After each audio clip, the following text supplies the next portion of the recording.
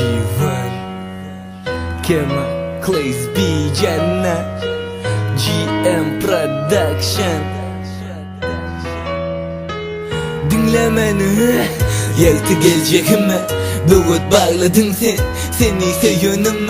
Bugün ağladım ben, yaralı galli yüreğim. Sen bu yolla jogu oldun. Men varsa dinleyen mi sen uğrumda deli oldun. Sana diyecek bugün hoş kal sebep sen bir vefa oldun. Yıkıralım sensizlikte sonlu sana bugün gülüm. Yolunu tap ilk sevgimi köle vurdum. Kulun ışığına düşüp mesleği götürmedim. Men önkü hocam sen inni yekemen, gezerdim koruğumda seni yeke koyman. Sen varsa samsık olun menini seni sevmen. Sen hakikim nine sana yolum bakmaz. Ecrini çekerim bul sevgisine hın. Allah'ım sebep nem şülmeni kıynadın. Ağır değdi bu kesel neme menin yadığım. Ellerimde götüryen soğuk veren yüzüğüm.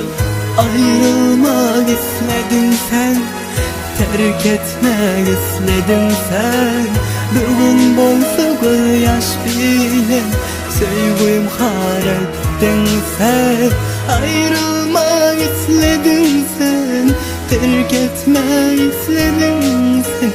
Bugün bolsa göz yaş bile sevgim har ettin sen.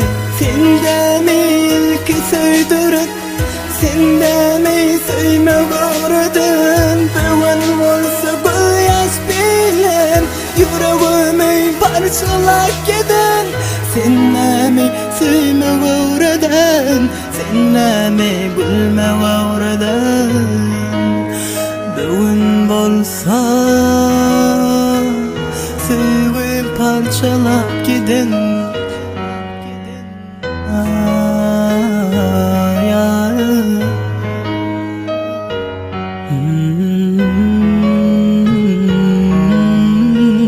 Ay yüzünle ayça sığınırım. Söylendip beni ağladın.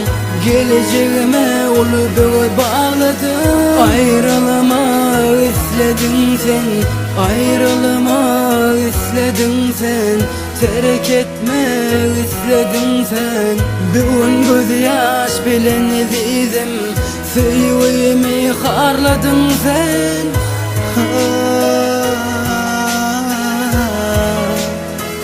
Harladın sen, bir vefa sen.